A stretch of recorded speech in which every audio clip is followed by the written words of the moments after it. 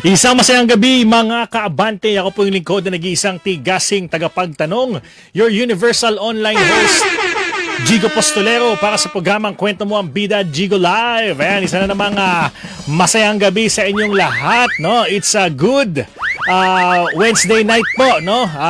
April 9, mga kaabante. Ayan, talaga namang pangdiinan, pangmalakasan po ang ating episode for tonight. Dahil syempre, isa na naman pong nakaka-inspire na episode ang ating hatid ngayong gabi. Ayan, talaga namang pangmalakasan po ito. At sabayan po tayong napapanood o napapakinggan sa ating Facebook page, DWAR Abante Radio, sa ating YouTube channel, Abante News Online, sa ating TikTok,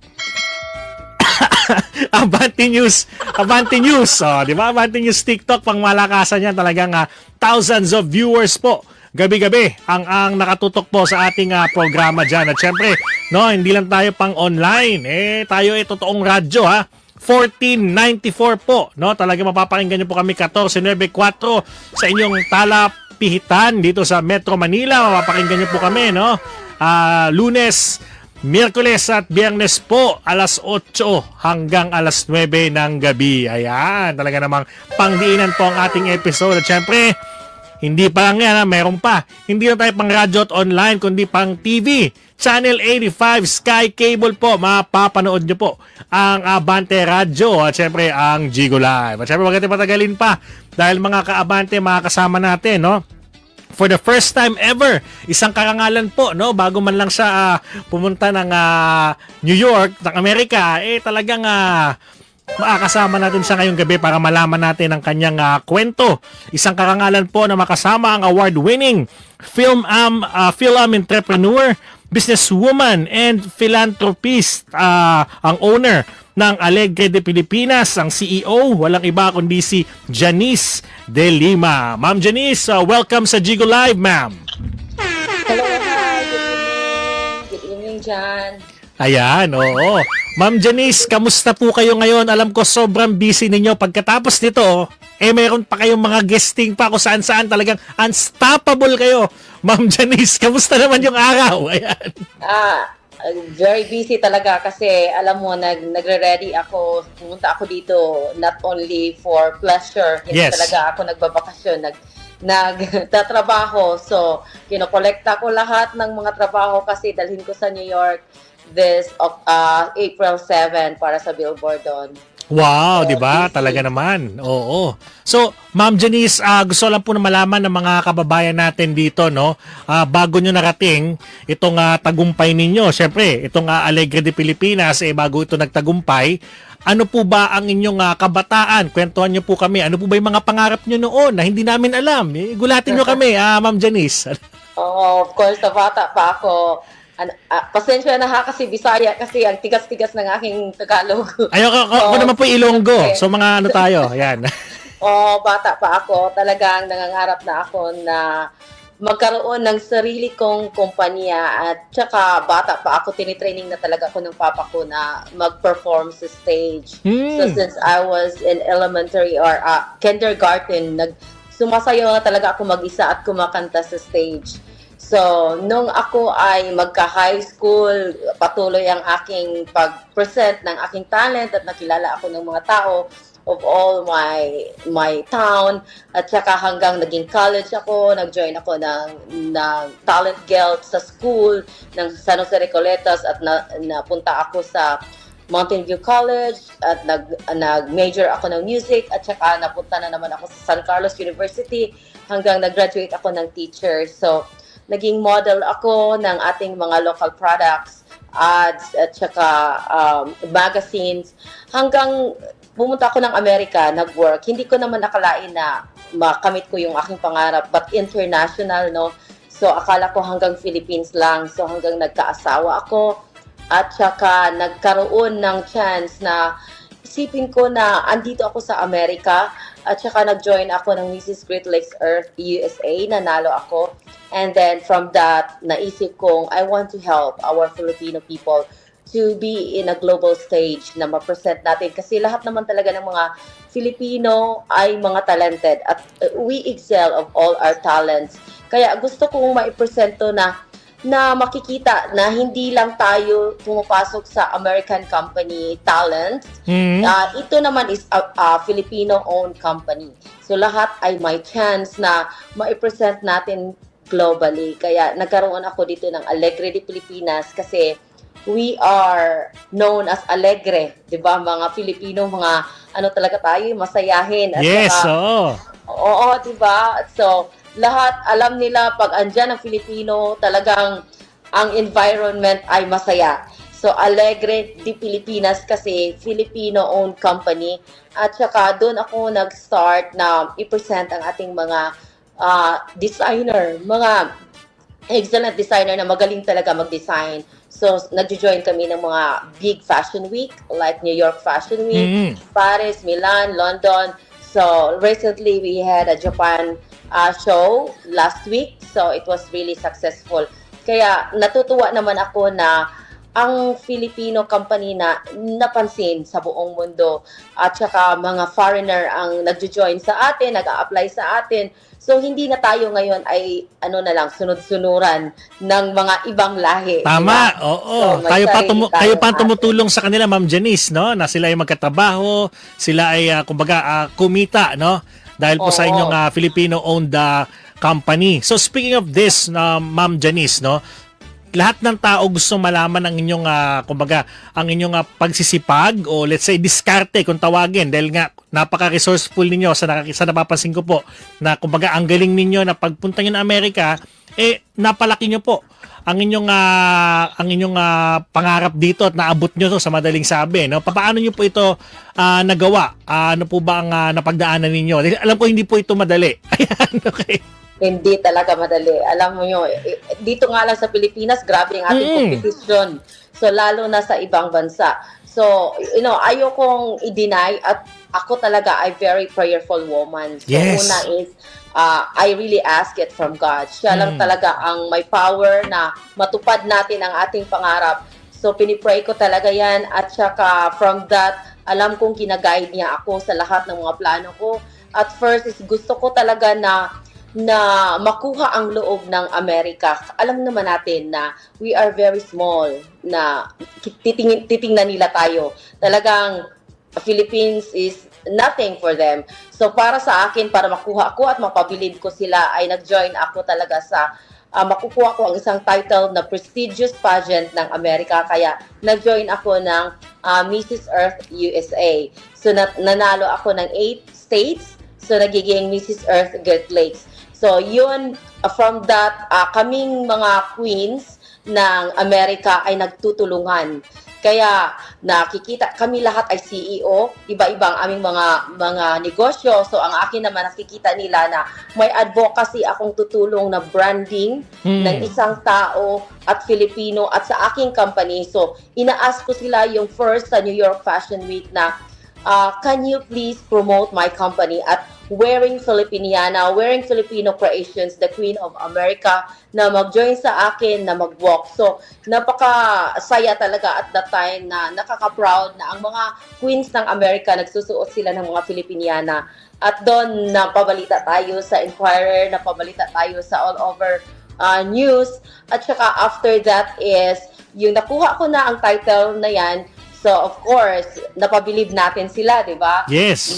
Ayun na naman, nakipag-collab na naman ako sa ating mga media ng Amerika. So, in a big major publications, hindi basta-basta yan. So, ayan, nagpipray na naman ako na talagang makuha ko to na, Lord, I really want na sana may isang Filipino na may power sa Amerika na makapagpalabas ng balita anytime. So, ayun, nakapag-collab ako sa mga CEOs ng mga major publications natin ng Amerika, like New York Weekly, US Business, Chicago Journal, lahat yan, the Wall Street Journals.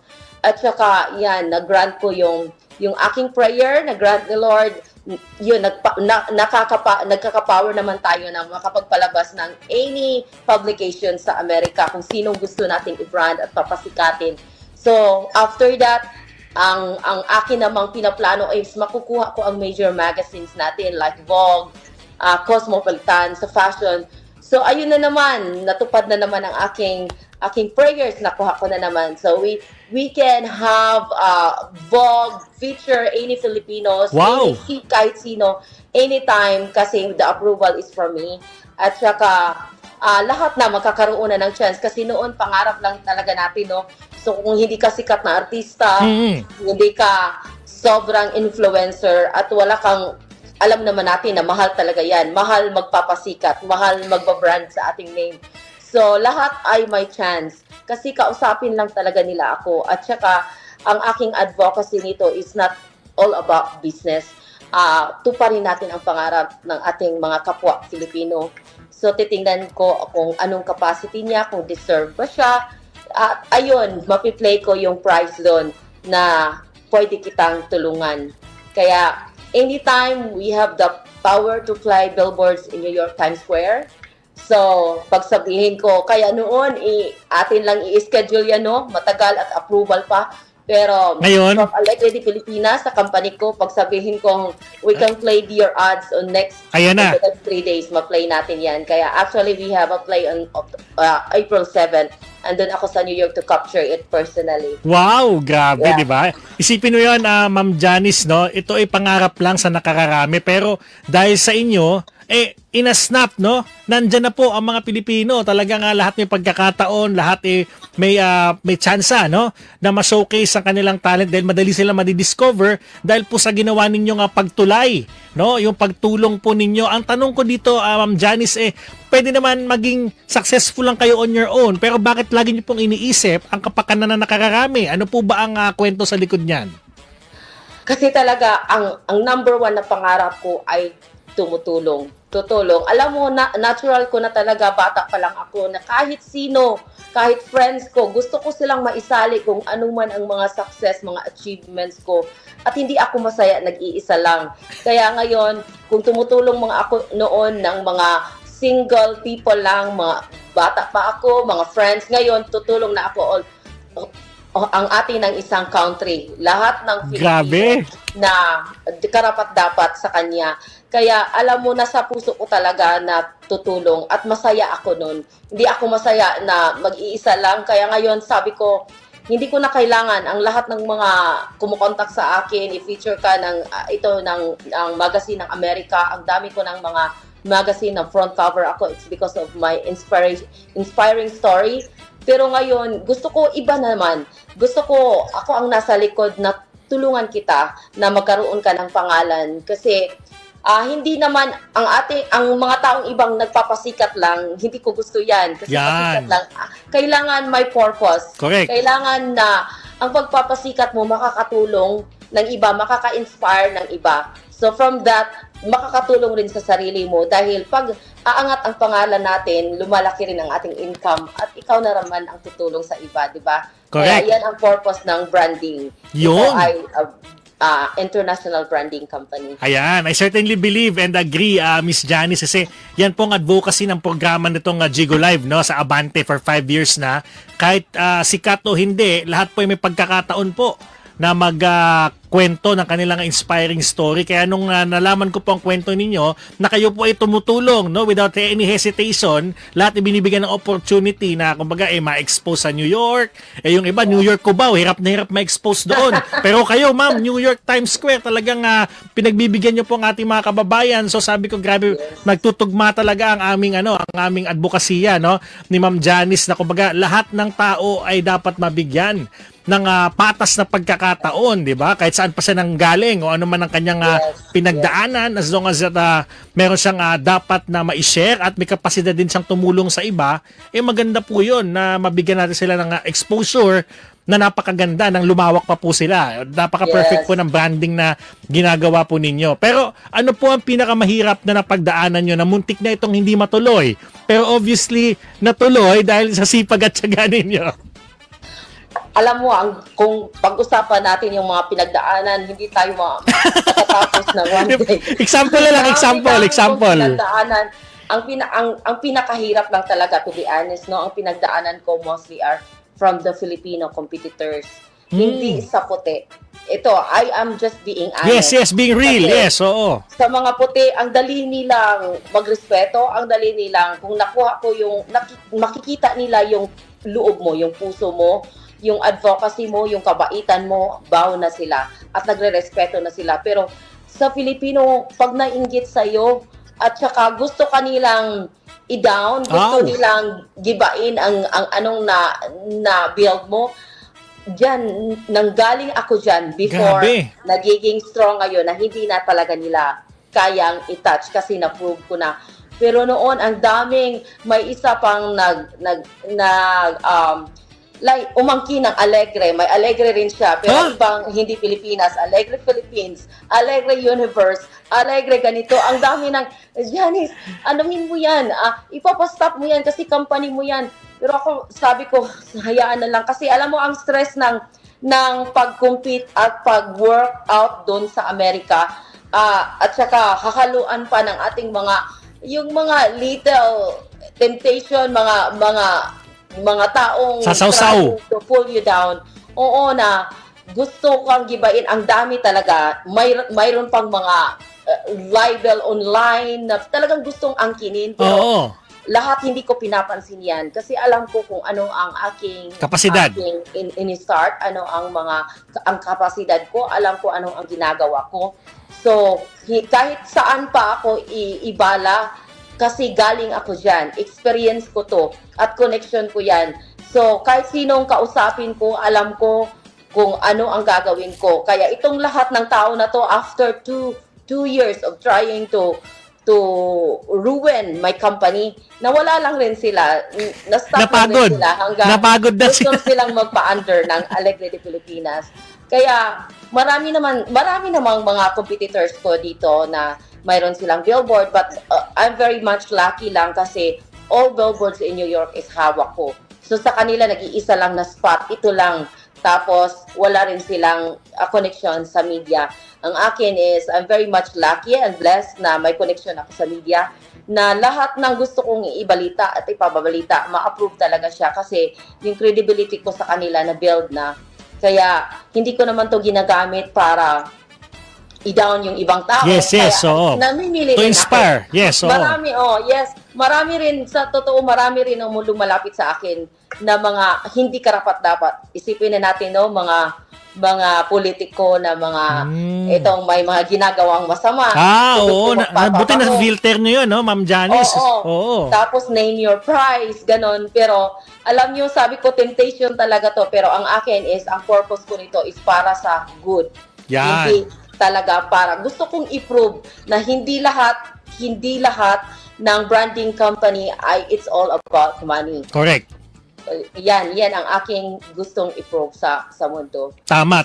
Which is sobrang nakakatuwa, Ma'am Janice, na hindi lahat pera-pera. Ito kumbaga tungkol sa iyong advokasya na hindi ka madudungisan, hindi ka makukulayan. Pinaglalaban nyo po kung ano po talaga ang tama. Which is sobrang nakakatuwa. Yes. At saka alam nyo, talking about talaga branding company in America to collab with them is we're talking about $300,000. Yes. $1 million for the billboard. Alam mo, per second yan. So ngayon, ang ginagawa ko, pag mayroon akong client na nagbabayad na ng like $500,000 for that billboard, yun na, kaya nakakapagbigay ako ng chance ng mga Filipino kasi ini-insert ko ang mga ads kasi hindi kayang bayaran ng ating mga kababayan, 'di ba? Pero gusto nila 'yan, nangarap sila 'yan at alam ko pag itong tao ilagay ko dito, marami pa siyang ma-inspire at matutulungan at ma-build ko yung credibility niya. Kaya doon ko lang matutulungan yung ating kababayan dahil kung may client akong mga big company in America, doon ko lang ma-insert ang ating mga Filipino kababayan. Ayun, 'di ba? So balikan lang natin Ma'am Janice, sabi niyo kanina na parang mas madali na ma-conquer, no? Yung tiwala ng mga puti kaysa sa mga kababayan natin. Itong mga puti na 'to, ibig sabihin nito, madali silang makarecognize. For example, kayo ay mahusay talaga. Hindi na nila kayo papakailaman pa kung i-respetuhin nila kayo na umangat ng umangat. Wala silang gagawin para parang ano po bang experience Ma'am Janice when it comes to that? Alam mo yung mga puti na alam mo kahit gaano mo i-keep yung private contacts nila. Okay. Marami tayong mga kababayan na makukuha talaga nila, no? So sila ang magsusumbong sa akin na kapwa Filipino trying to ruin you, trying to degrade you. na mas magaling kami dyan, ganito, hindi pa yan, ganito, maliit pala yan na company, ganito, ganyan. So alam mo, ako na lang ang magsasabi sa kanilang normal talaga. It's a part of our culture, ng crab mentality. Pero hindi lahat. Oo, yes, kasi tama, nakikita nilang mayroong mga taong, mga katulad ko na willing talaga, nakikita nila ang mga normal kong ginagawa, na may sarili akong charity, nagpaparaffle ako ng aking mga gamit kung mayroong kailangan tulungan sa Philippines. At saka, ang aking pagtulong is really advocacy. Kasi sometimes wala talaga akong pera na tatanggap. At gusto ko lang itong tulungan na tao na to magkapangalan. Dahil alam ko kung magkapangalan siya, kikita na siya ng marami. At saka, ang mga tao ay mag-contact na sa kanya, lalo na pag isang designer hindi nakaka-afford ng ating publication, ating branding, di ba? So, pinapasikat ko yan una kahit walang bayad, kasi alam ko na after that, marami ang kukontak sa kanya, magpapashow at kukuha as a designer. So, makakatulong na naman siya to give livelihood sa magtatahi. Kasi ang dami niyang tatahian at susuplayan. So, yun ang aking mga gustong gawin, pero may mga tao talagang, alam mo naman, normal yan sa buhay natin. So, inisip ko na lang na, pag walang taong natitrigger sa'yo, at walang taong gustong banggain, it means, wala kang progress. Ayun. Diba? So, wala kang, ano naman ang pansinin ka ba ng tao kung walang nakikita sa'yong maganda na gusto nilang kukunin. Kaya inisip ko na lang ang ganyan na instead na ma-discourage ka sa kapwa mong mga Pilipino, inisip ko na lang yan to inspire myself to work hard more. Kasi alam kong later on, mag-stop yan sila at gawin kanilang inspiration para sa kanilang buhay. Kaya na nangyayari naman, maraming nangyayari. So ngayon yan, nakikinig yan sila, pero they can really testify for that. Pero nagiging friends ko sila at the end. Kasi wala na silang magagawa. Di ba? Yun ang nakakatuwa dyan na Ma'am Janice, yung kabutihang loob ninyo ay nangingibabaw sa anumang aspekto. Ang gusto ko malaman dito is, totoo ba, Ma'am Janice, na kapag ka ikaw ay tumutulong ng walang hininging kapalit, mas lalong daming blessings ang dumadating? Yes, totoo ba yun? Totoo. Totoo talaga yan. Kasi alam mo, sa totoo lang, ang dami kong investment sa company na to. Ang dami kong pera, sariling pera na dun ko nabubuhos at hindi bumabalik sa akin sa mga taong tinutulungan ko. Kasi marami talagang taong mga tulungan mo after that, pagsisikat na sila, makalimutan ka na nila. Mahirap. Diba? Oo, and they will have on their own. Hindi ko na lang yan iniisip. Ang iniisip ko, ang daming mga, kunwari yung naging collab ko, yung ating mga major publications in America, malaking blessing yan. Hindi yan mababayaran ng pera. At saka silang lahat are willing to help me. Sometimes sabihin ko sa kanila, wala akong iniin na malaking pera. Bakit gusto niyo pang magiging partner ako? Kasi nakakahiya. Minsan ako tulong lang ng tulong, palabas ng publication, walang iniin na malaking pera sa negosyo. Pero sinabi na, we really like to help you. Kasi nakita nilang ang dami kong mga nai-inspire at ang daming natutuwa at masaya. So, doon pala nakikita nila hindi yun mababayaran at yung influence ay gustong-gusto nila dahil na-inspire nila may taong ganito pala. At saka, ayun, napapatuloy ko yung ganyan hanggang ngayon at nakikita ko masaya naman ako sa mga taong hindi lumilingon. Masaya ako para sa kanila. Pero mayroon na namang bago. Ang iniisip ko na lang na yung itong mga puti na willing sa akin, like the Vogue, isipin mo, ang hirap mo i-collab yan, di ba? Pero it's really easy for them to offer me that na, ito Janice, you can approve for that, kahit anong month, kaya mong i-block ang edition na yan. So, sa akin, sabi ko, wow, noon is pangarap ko lang, pero ngayon kahit anytime sabihin ko, oh, ikaw ma-feature next month, ikaw ang aking i-front cover next month. Alam mo, yan is a blessing for me. It's a big blessing for me. Yung mga power na hindi mo mabibili. Grabe yun, oo. Nakakabilib yun, Ma'am Janice, na parang ang dating simple lang naman yung gusto mo mangyari, makatulong ka, pero higit pa, no, nakapangyarihan ang napupunta sa mga kamay mo dahil sa inyong mabuting kalooban at ginagamit nyo naman ito sa mabuting paraan din, di ba? Para mas lalo pang makatulong, di ba? Which is sobrang nakakatuwa na kumbaga kinakalimutan ninyo ang inyong sariling interest, sobrang satisfied kayo na meron kayong natutulungan, ano man ang mangyari. Talikuran man kayo o kalimutan, okay lang sa inyo. Basta yung dumadating na blessing, patuloy nyo pong pinapasalamatan. Sobrang grateful po, no, ng inyong sitwasyon ngayon, Ma'am Janice. So, ito po, no, sa Vogue, for example, no, ano po ba ito? Kailangan po ba yung mga magpapa-feature dyan, nandyan din sa New York? Ano po ba ang magiging sistema nito kung sakali? Hindi naman kailangan na andyan sila sa New York kasi New York is the capital city of advertisement. Okay. Diba?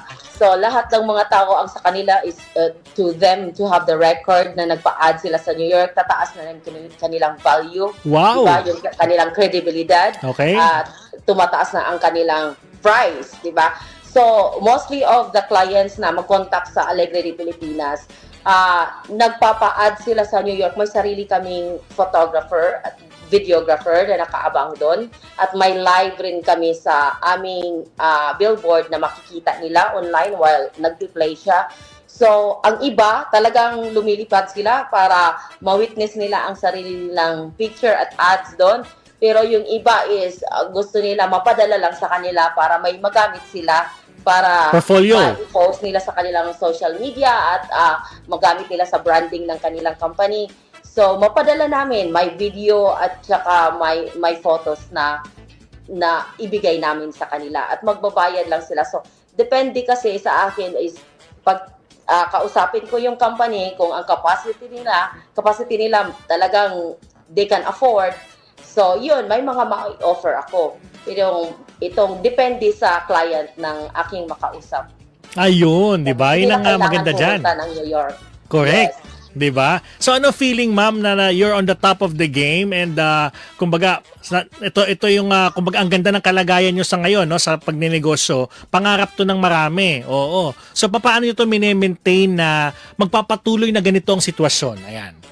Sa totoo lang, ang hirap talaga.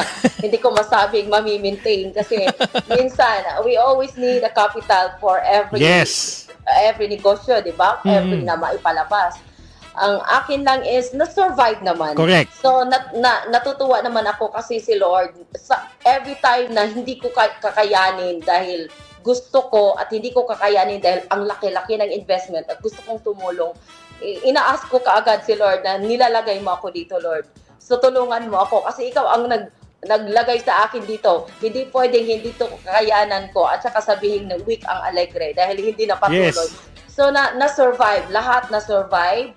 Pero hindi parating maganda ang situation. So, minsan, tinatakbuhan tayo ng ating kababayan sa kanilang responsibility na magbayad. Pero nakakayanan pa rin. May mga dumarating na magbayad for that. At saka, ang akin is, parati kong iniisip talaga na yung pera makikita lang natin. Pero yung opportunity at saka yung power na binigay ni Lord sa iyo is hindi mabibili. Kahit sinong kaharap ko sa Amerika, kahit mga puti, they are really like adore nila at nagsalute talaga sila sa akin kasi sabi nila sila ang citizen since bata pa sa Amerika pero hindi nila kaya yan. Wala silang opportunity. At saka kahit sila, hindi nila alam kung paano. Pero sa akin na sila lumalapit, sa akin sila nagko-consult. Branding, mga company, marami talaga na sabi lang, wow, how did you make it? Like you are a very young CEO.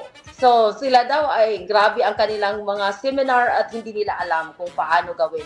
So para sa akin is talagang i-take care ko tong binigay ni Lord sa akin na pagkakataon at hindi ko to gagamitin sa sa masamang paraan. So patuloy lang para mag-inspire tayo at magtutulong ng mga company at mga tao na gustong mag-branding international. Grabe, kinikilabutan ako doon, no? Kasi totoo yun eh. Kapag ikaw ay nagdadasal, tapos pa nagdadasal ka, wala kang ginagawang masama o kabalastugan. Parang allergic nga si Ma'am Janice sa ganon. Kaya parang nangyari, pag medyo nata-challenge siya, like nasusort o may kailangang bayaran na hindi niya alam kung saan kukunin, may mga himala na nangyayari na all of a sudden, may nag-fill in para matupad yung malaking project. Saan ka nakakita ng ganon, di ba? Parang minsan di mo mapaliwanag, Ma'am Janice, di ba? Na nasusolve na lang sa bigla-bigla.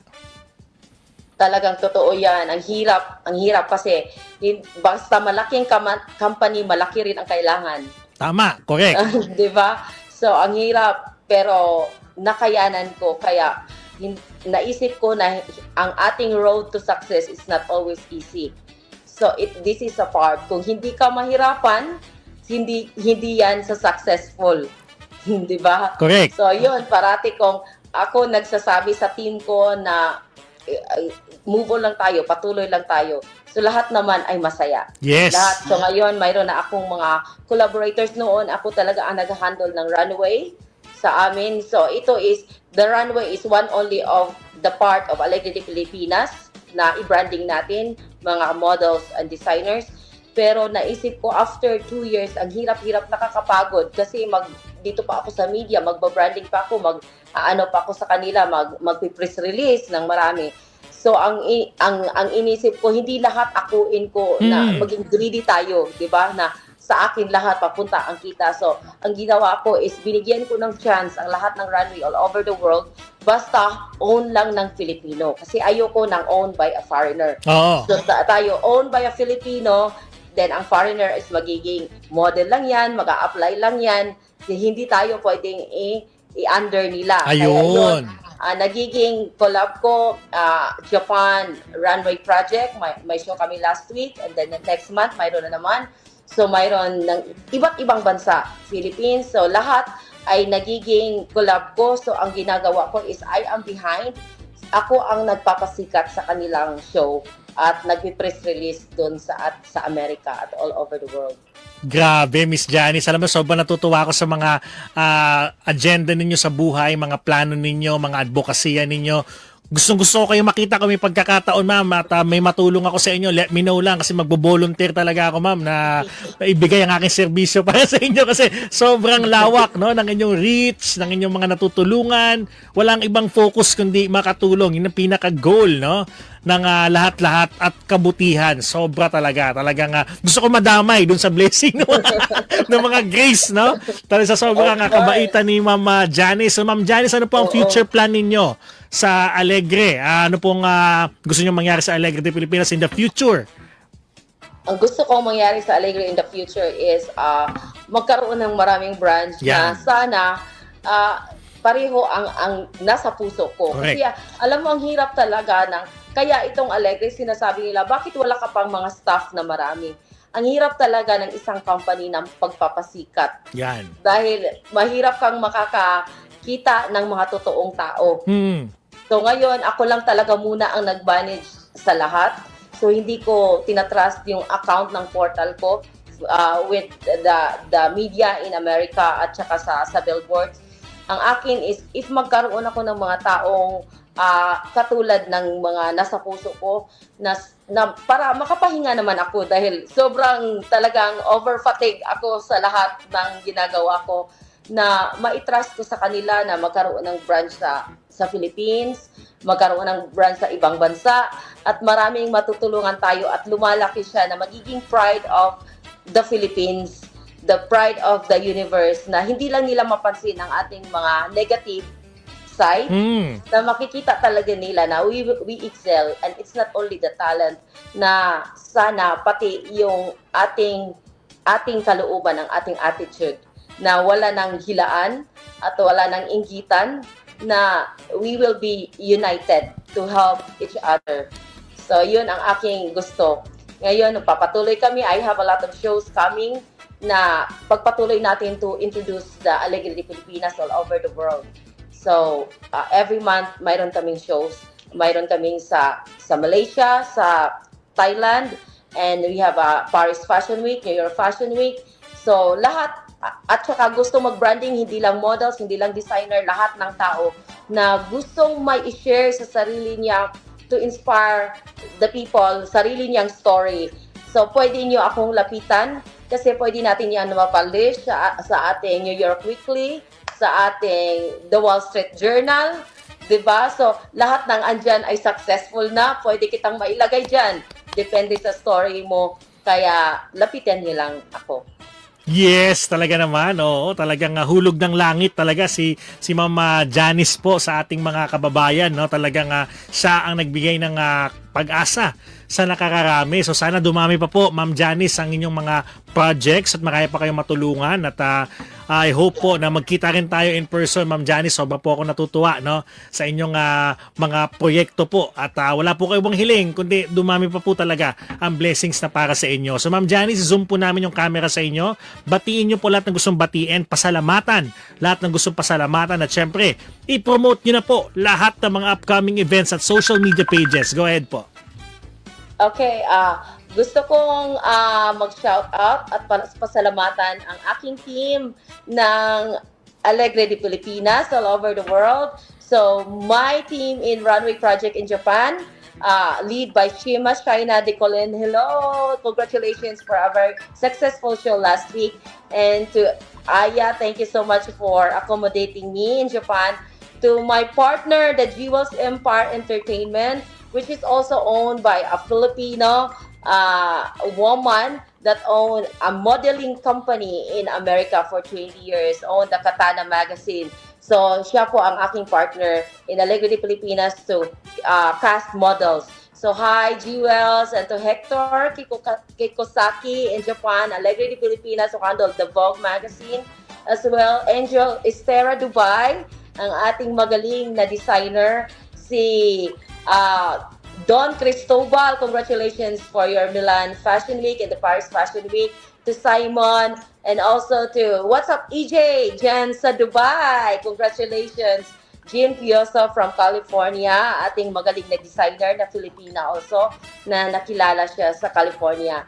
At to my right hand, Janet Escoton, the CEO of Alegre de Pilipinas.